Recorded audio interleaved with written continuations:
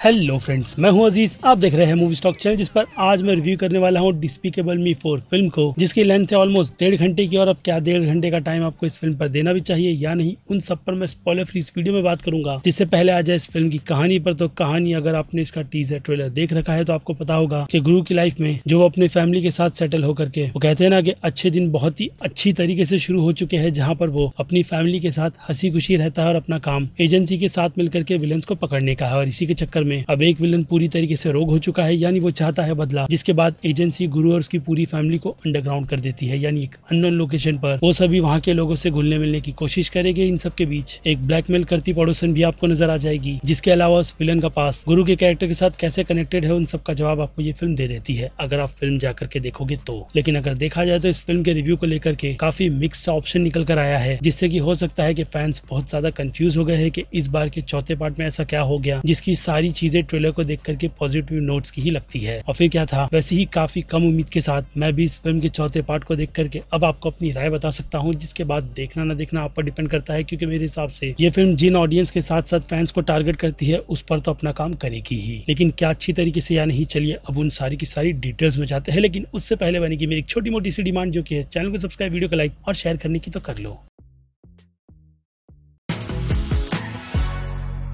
So friends, तो देखा जाए तो इस फिल्म को लेकर के ज्यादा बड़ा चढ़ा करके रिव्यू करना कुछ उतना भी ज्यादा खास नहीं लगता, क्योंकि जैसे कि मैंने कहा, मिनियंस के वर्ल्ड में इल्यूमिनेशन वालों को ये चीज पता चल गई है कि मिल्किंग, जो आप कपड़ों को निचोड़ करके एक बूंद भी गिरती है तो उससे पैसे कैसे कमाने हैं, जिन सब पर मुझे लगता है कि उनका तीर हर बार निशाने पर लगता है। और अब भी मुझे लगता है कि इसकी फैन फॉलोइंग के चलते ये फिल्म भी कुछ उसी ट्रैक पर बढ़ेगी। लेकिन बिलियन के आंकड़े, और अगर मैं इस फिल्म को देखूं तो थोड़ी बहुत डगमगाती है। लेकिन फिर भी जैसे कि मैंने कहा कि इस फिल्म को बनाने वाले है इल्यूमिनेशन स्टूडियो, और अगर स्टूडियो से आपको ये चीज नहीं पता है कि वो लोग खास करके ऑडियंस को फैमिली के साथ टारगेट करते हैं, और खास करके उनके टारगेट होते हैं बच्चे, जिन्हें वो लोग आज की तारीख में एनिमेशन की फिल्मों में ज्यादा ज्ञान नहीं बल्कि एक सिंपल सी टाइम पास सी फिल्म दे दे, जिसे वो लोग अपने बचपन की एक ऐसी यादें बना ले जो उन्हें हमेशा याद रहेगी। और मिनियंस ने वो काम कर दिखाया है, जिसके चलते ये पूरी फ्रेंचाइजी बिलियन के आंकड़ों को बार बार छूती रहती है। और फिर क्या था, उसी ट्रैक पर बढ़ते हुए इस बार भी मेकर्स की तरफ से बिल्कुल वैसा ही खेला गया है, यानी कि यहाँ पर कहानी में बिल्कुल भी ना एफर्ट डालते हुए माइंडलेस सा फन एक्सपीरियंस ये फिल्म आपको बाकी सभी फिल्मों की तरह देती है। लेकिन अगर कहानी के माध्यम से देखा जाए तो बाकी तीनों पार्ट के मुकाबले में ये फिल्म बहुत ज्यादा लो रैंक करेगी, क्योंकि जैसे कि मैंने कहा, कहानी कुछ आउट ऑफ द बॉक्स ही नहीं है, जिसकी पूरी डिटेल आपको ट्रेलर में प्रोवाइड कर दी गई है। इसके अलावा कई सारे ऐसे मोमेंट्स भी जिनका पूरा सीक्वेंस बना करके इस फिल्म की कहानी आगे बढ़ती है, जो कि आपने ट्रेलर में ही पहले देख रखा है। यानी पूरे ट्रेलर का एक्सटेंडेड वर्जन ये फिल्म आपको बहुत ही अच्छी क्वालिटी के साथ में थिएटर में दिखाई जाती है, जिसका 3D से लेकर के एनिमेशन स्टाइल बहुत ज्यादा खूबसूरत है। या फिर कहूँ सभी फिल्मों के मुकाबले में यहाँ पर काफी ज्यादा इसे बेहतरीन से भी बेहतरीन बनाने की कोशिश की गई है, जिसमें ये फिल्म अपने इस डिपार्टमेंट में आपको बिल्कुल भी डिसअपॉइंट नहीं करेगी। इसके अलावा एंड में आपको कई सारे विलेंस के कैमियो दिखा करके ये फिल्म खुद का जिस तरीके से पैकअप करती है, तो उस हिसाब से मैं इस फिल्म को कहूंगा कि बचकानी, वो भी सिर्फ और सिर्फ बच्चों को ध्यान में रखकर बनाई गई फिल्म, जो कि हाँ, अगर आप अपने बच्चों को ले जाकर के दिखाओगे तो बहुत ज्यादा इंजॉय करोगे बच्चों के लिए। क्योंकि अगर ऐसे मामले में अगर आप इस यूनिवर्स के फैन है तो आपके लिए डिसअपॉइंटमेंट पूरी तरीके से रेडी कर इस फिल्म के माध्यम से दे दी गई है, जिसमें अगर कैरेक्टर्स को आप स्टोरी वाइज भी देखो, हाँ, वही घुलने मिलने वाली पार्ट की बात कर रहा हूँ, तो वहाँ पर उन कैरेक्टर्स की स्टोरी के आर्क को किसी भी तरीके तक का क्लोजर नहीं दिया गया। यानी उनकी स्टोरी को आधा अधूरा छोड़ करके ये फिल्म जैसे तैसे अपने एंड पर आती है और खत्म हो जाती है। ऊपर से एज वाला फैक्टर तो हर बार इस फिल्म के साथ ऐसे चिपक चुका है कि मेकर्स अब उस पर बिल्कुल भी ध्यान नहीं देते, क्योंकि जैसे कि मैंने कहा, उनका पूरा फोकस सिर्फ और सिर्फ बच्चों पर ही रहता है, जिनको टारगेट कर वो लोग अच्छे से अच्छे नंबर जनरेट बॉक्स ऑफिस पर कर लेते हैं। ऐसे में हम जैसे फैन जो थोड़े बहुत डिसअपॉइंट होते हैं, तो इस फिल्म को बस वन टाइम वॉच के हिसाब से ही थिएटर की अपनी लिस्ट में जाकर के टिक कर देते हैं कि हाँ, हमने ये फिल्म थिएटर में जाकर के देखी थी। वरना मेरी तरफ से तो आपको सलाह ना की ही रहेगी, जिसे आप घर पर बैठकर भी देख सकते हो। लेकिन अगर थिएटर का एक्सपीरियंस लेना है तो फिर आपको किसने रोका है। बस जाइए, जाकर इस माइंडलेस सी फिल्म को बच्चों के साथ बैठ करके एंजॉय कीजिए, जिसमें हर बार की तरह मैडनेस तो भरी ही हुई है, जहाँ पर अब मिनियंस सुपर पावर्स के साथ भी इंट्रोड्यूस करवा दिए गए हैं, जिनका काम लोगों को बचाना कम और मुसीबतें ज्यादा लाना है। और फिर इसके अलावा गुरु का एक बच्चा भी है, जिस बच्चे से फिलहाल तो उसकी नहीं जमती। और इसके अलावा वो जो हर बार बाप बनने की कोशिश कर रहा है, जिसमें वो पास भी होता है, तो यहाँ पर भी उसकी लाइफ का वो स्ट्रगल ऐसे कंटिन्यू चल रहा है, जिसे देख करके थोड़ा सा दुख हो रहा था। लेकिन खैर, अब स्टूडियो ने ही कहानी में बिल्कुल भी ना एफर्ट डालते हुए हमें एक माइंडलेस सी बच्चों की फिल्म बना करके दी है, तो उस पर मैंने आपको अपना टेक दे दिया है। जिनसे हटकर फिल्म के डायरेक्शन, इन सारी चीजों की बात करें तो भाई साहब, यहाँ पर क्वालिटी कंटेंट ही प्रोवाइड किया गया है, ताकि इस फिल्म को लोग थिएटर तक देखने के लिए आए। और उसमें मुझे लगता है कि स्टूडियो पूरी तरीके से पास हुआ है। बस कहानी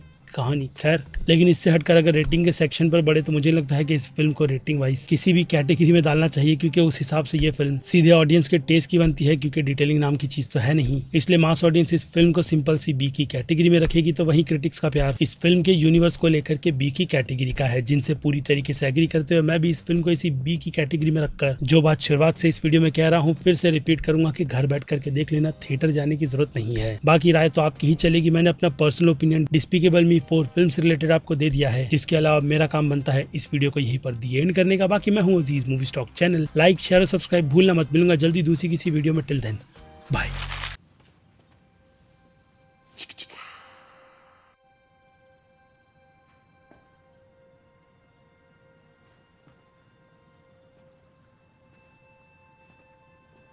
You're still here. It's over. Go home.